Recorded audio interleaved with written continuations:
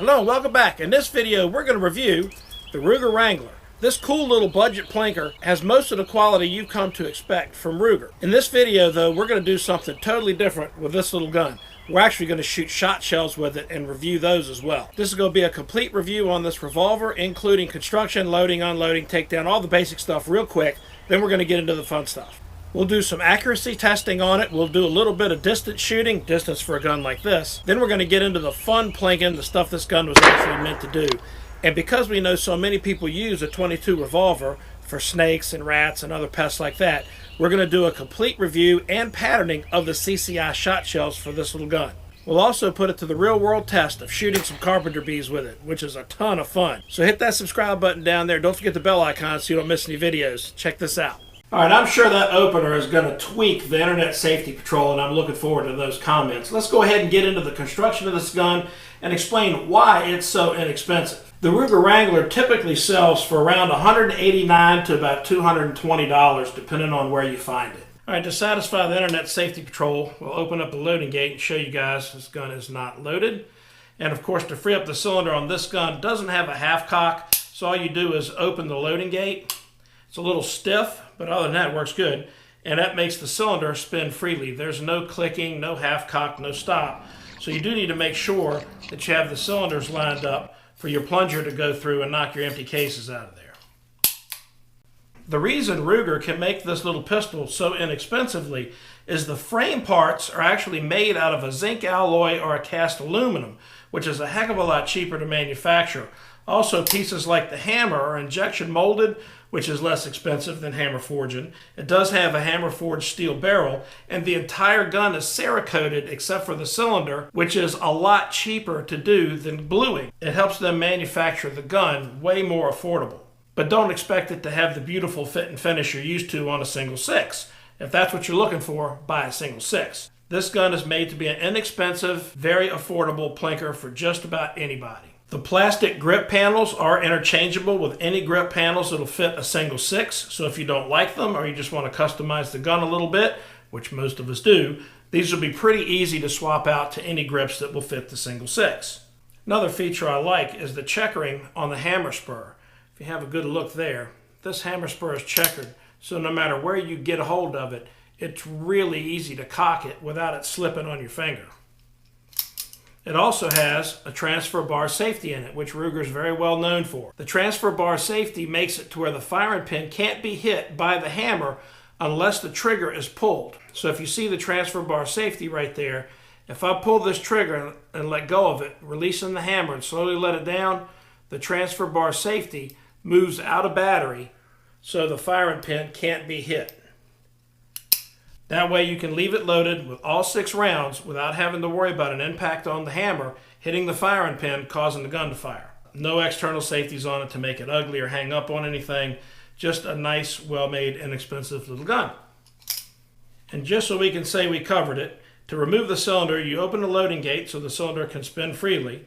Depress the little pin stop, pull out your pin, and the cylinder will come out the right side of the gun. Putting it back together, pretty much same thing in reverse. Slide the cylinder in, get your pin lined up, depress the button, put it in, good to go. One word of caution with this gun.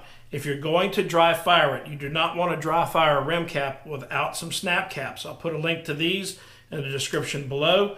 But the way these work, that firing pin impacts on the edge of that cylinder bore right there, and you will bang up your cylinder, possibly break your firing pin if you do any dry firing with anything but these snap caps in them. You could use empty cases, but it's a whole lot easier just to pick yourself up a set of these little plastic snap caps, put them in the gun, and now you can fire that gun dry without hurting it.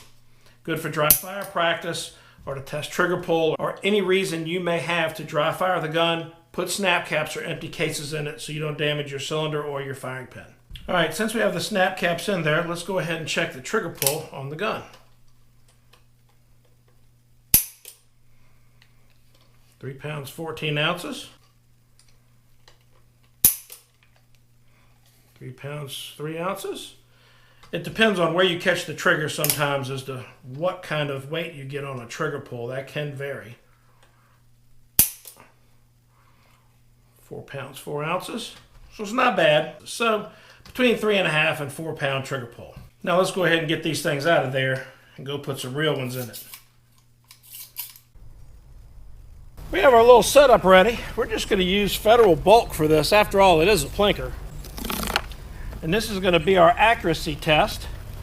We're going to set up at about 30 feet and see what we can do with this thing on a target. All right, we got a few warm-up shots. Let's see what we can do with this thing offhand.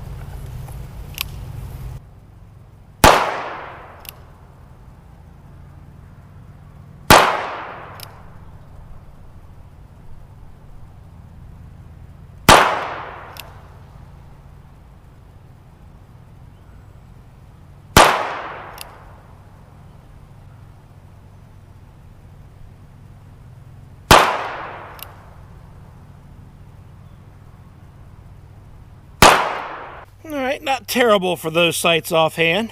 For the shot shell test, for patterning, we're just going to use foil. I think that'll show it about as good as you can get. We're just using these CCI shot shells. I think they use a number 12 shot in it with a little plastic capsule. And we're going to be shooting this first shot at 8 feet, which will put the end of the gun a little over 6 away from the foil. We'll see what happens. Have a closer look at that. All right, as you can see, that group, that pattern is about the size of my hand at roughly 6 feet from the barrel to the foil. There's a few other little dings and dents in this thing, most likely from the plastic case coming apart. But not bad. You can see where the big chunks of plastic made some pretty big holes in that foil. Let's back up a little bit. For this one, I'm standing at about 13.5 feet. The end of the gun barrel is going to be at 12 feet from the foil. Again, center of the foil aim. Check this out. That's at 12 feet. That's an awesome pattern right there. A little bit low, a little bit left from where I was aiming, but that's a great pattern for shooting snakes and pests for sure. All right, now that we got the patterning done, let's get a couple things and see what kind of penetration we get with those shot shells. All right, first things first, empty beer can, 10 feet. Definitely want these on for this.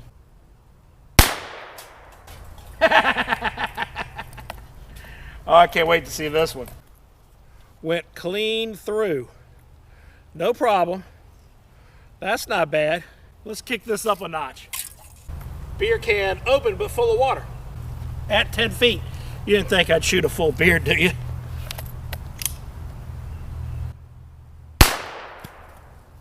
Woo! All right, let's see what that did. Pretty good. Right in the middle. And we still got full penetration on almost all of it. That's pretty good though, don't you think, for a 22 at about 10 feet? All right, we're gonna get on killing them carpenter bees in a minute. But first, let's use this thing what it was made for, a plinker.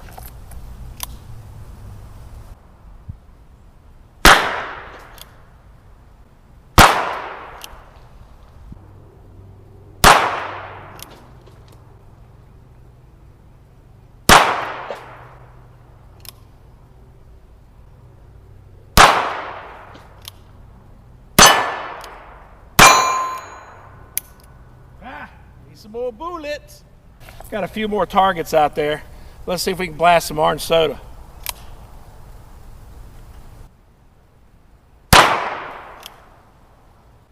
There we go.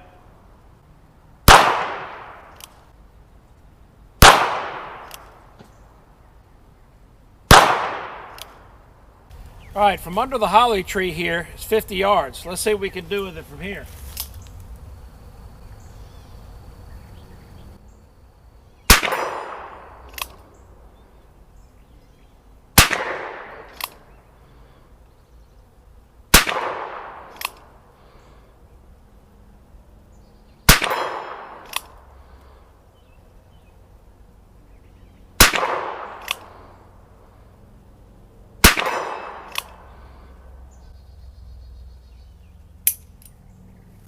Not too bad with those sights, I don't think.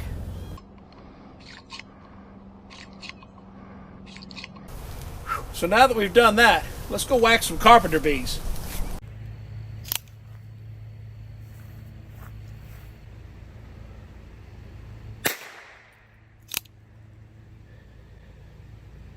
Missed him. Looks like he's got a little target. Got him. Ha ha. Where's your buddy?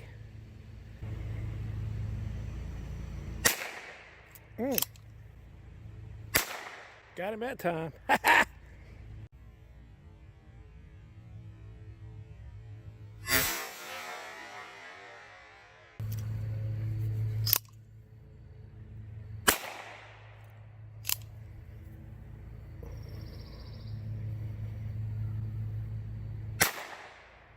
Got that one.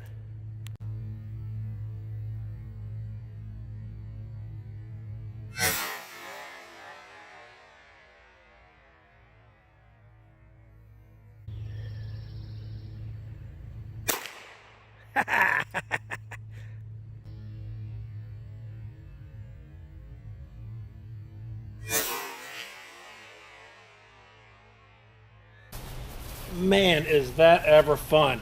A few quick things. I picked up this holster off of Amazon. It's really inexpensive for the quality, and I'm going to put a link to that in the description below. I wanted this gun to carry around the yard for carpenter bees and mice and rats and stuff in the back property. So having a holster mattered. I didn't want to spend a whole lot of money, but I was really surprised at the quality of this holster. Also, don't forget, don't dry fire this gun. Get the snap caps. I'll put a link to those in the description below too. If you're going to dry fire practice with this gun, use snap caps so you don't damage anything. Overall, I really like this gun. The Ruger Wrangler is a fun little plinker, very inexpensive, be a great gun for trapping or close range varmint hunting, carpenter bees, and any other pests that you have that you want to get rid of at close range. It's a really fun plinker. It makes you slow down and work on that marksmanship that you used to have to work on as a kid. Red dots and adjustable match sights and match pistols really are fun, but to have a simple little plinker like the Ruger Wrangler really makes you kind of get back to your roots. Very fun gun to shoot. If you like 22 pistols as much as we do, pick you up one of these things. You're not going to be disappointed. So hit that subscribe button down there. Don't forget the bell icon so you don't miss any videos. That thumbs up like button sure would be nice. And leave me a comment below and tell me what your favorite 22 pistol is that you like to shoot. Thanks for watching. We'll see you next time. All right, this is at 45 yards. See if I can hit them one-handed.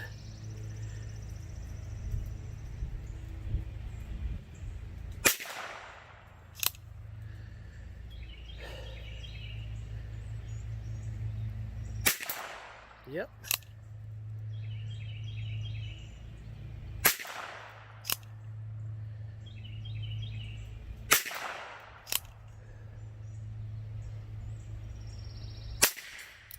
Ooh, squib.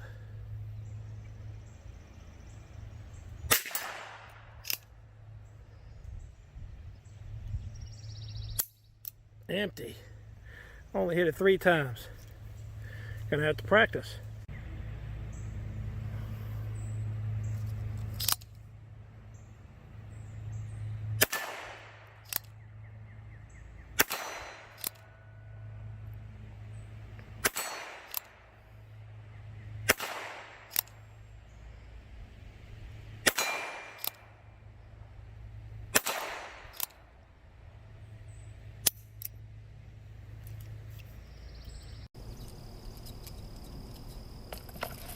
I hear geese. Just kidding.